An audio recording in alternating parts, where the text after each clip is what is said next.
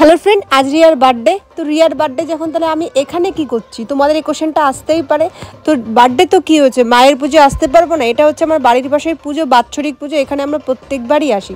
আর তার জন্য এইবারও চলে এসেছি। আর এইবার যেহেতু রিয়ার বার্থডেটা পড়েছে, তাই দুটো একসঙ্গে অ্যাটেন্ড করা একটু টাফ হয়ে গেছে। আর সব থেকে বড়ো কথা, রিয়ার বার্থডে আর কি এক্সাইটমেন্টে আমি আজকে একটা অনেক বড় ভুল করে ফেলেছি। সেটা হচ্ছে আমি আজকে আমার সেলফোনটা হারিয়ে ফেলেছি। ও মাই গড! সো সেটাই তোমাদের সাথে আমি আজকে শেয়ার করব। তো রিয়ার জামা কাপড় কিনতে আমরা যথারীতি চলে এসেছি দোকানে। তো ওই যে ব্যাগটা দেখতে পাচ্ছ, ওই ব্যাগটা আমি মনে করেছি রিয়ার ব্যাগ। রিয়ার ওরকম একটা ব্যাগ আছে, আমি আমার ফোনটা ওই ব্যাগের ভেতরে রেখে দিয়েছি। যথারীতি কেনাকাটা করে আমরা বেরিয়ে পড়েছিলাম রিয়ার জন্য কেক নিতে মিয়াও মোড় থেকে। জানি না কেন মিয়াও মোড়ের এই কেকটা এত খারাপ এসেছিলো ফ্লেভারটা। আমি জানি এটা এক্সপায়ারি ছিল নাকি এটার ফ্লেভারটা এরকম। তো যাই হোক, যথারীতি আমরা ওখান থেকে একটা কেক নেওয়ার পর আমার মনে পড়ে যে আমার ফোনটা কোথায়। আমি যথারীতি এর ব্যাগ ওর ব্যাগ সার্চ করতে থাকি। আমার ভুলে গেছিলাম যে আমি ওই ফোনটা ওই ব্যাগটায় রেখে এসেছিলাম।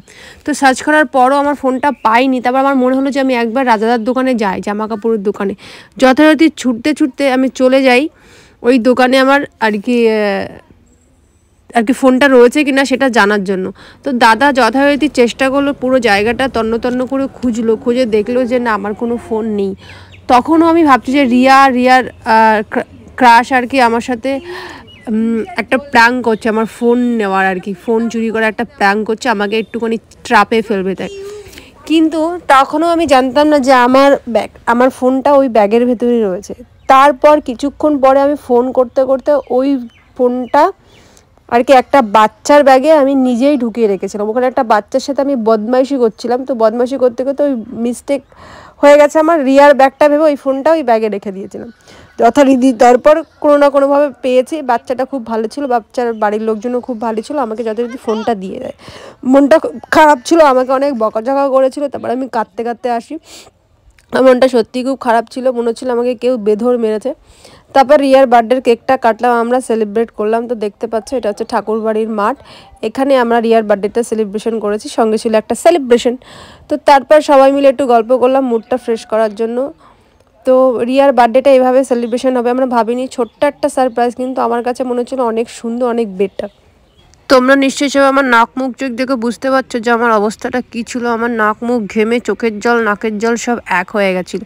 তো যাই হোক, হওয়ারই কথা, যেহেতু আমার সর্বস্ব আমার এই ফোনটার ভেতরে ছিল, সেটা যদি হাওয়া হয়ে যায় তাহলে নিজের কেমন পরিস্থিতি হয়।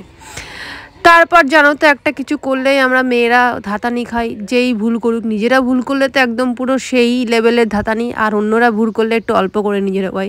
তারপরে আমার মনটার থেকে সব কিছু মুছে লাইট জ্বালিয়ে দিলাম। লাইটের পরে আলো, আলোর পরে মোমবাতি, মোমবাতির পরে রিয়ার বার্থডে। রিয়ার জীবনটা সুন্দর হোক।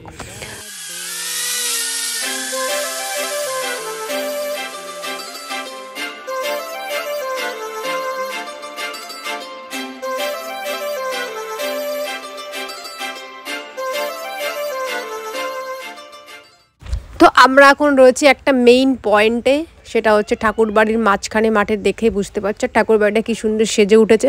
আমি তো কন্টিনিউ শুধু ঠাকুরবাড়ি ব্লগ ছেড়েই যাচ্ছি, কোনো সারাদিনে আমার কোনো কাজ নেই। বিকাল হলেই আমি বেরিয়ে পড়ছি ঠাকুরবাড়ির উদ্দেশ্যে, আর সেই জায়গাটায় তোমাদের সঙ্গে তুলে ধরছি ফার্স্ট থেকে লাস্ট অবধি ঠাকুরবাড়ি, মানে প্রথম টিপ থেকে পায়ের জুতো অবধি যেটুকু সাজুগুজু সবটাই তোমাদের সাথে শেয়ার করছি। আর তার দিয়ে বড় কথা, তুলব না কেন, নিজের বাড়ির পাশে একটা বৃহত্তর এত বড় মেলা, সেটা প্রথম থেকে লাস্ট অবধি শেয়ার কেন করব না। বাইরের থেকে সবাই এসে যে কী সুন্দর ভিডিও করে নিয়ে যায়, ব্লগ করে নিয়ে সবাই ছাড়ে, আর সেটা আমরা কেন করব না, অবশ্যই করব। তো যাই হোক, দেখো আমরা এখন পুরোপুরি কমপ্লিট করেছি। এখন আমরা খেতে যাব, মানে সবাই মিলে। আমাদের একটা প্ল্যান ছিল যে আমরা মাঠে বসেই খাবো, তা বললাম না, আজকে শনিবার, খোলামেলা জায়গায় খাওয়া যাবে না। তো তারপর আমরা শুনে চলে গেছি একটা বিরিয়ানির দোকানে। তো একটা ছোট্ট একটা ভ্যান নিলাম, ভ্যানে করে চলে গেলাম 4 জন মিলে। গিয়ে আমরা ওখানে আর কি বিরিয়ানি নিলাম, খেলাম, তারপর সোজা বাড়ির দিকে আসলাম। তো আমার আজকে একটা জীবনে যে এক্সপিরিয়েন্সটা হলো, সেটা একটা মানে না ভোলার মতন। আমি জানি না কেন ওটা হলো আমার সঙ্গে, আমি বোকার মতো একটা ভুল কাজ করে ফেলেছি। তো যাই হোক, এই ছিল আজ আমার ছোট্ট মিনি ব্লগ, সেটা তোমার সাথে শেয়ার করলাম। কেমন লাগলো জানিও, ভালো লাগে লাইক কমেন্ট শেয়ার, এটা সাবস্ক্রাইব করো। টাটা।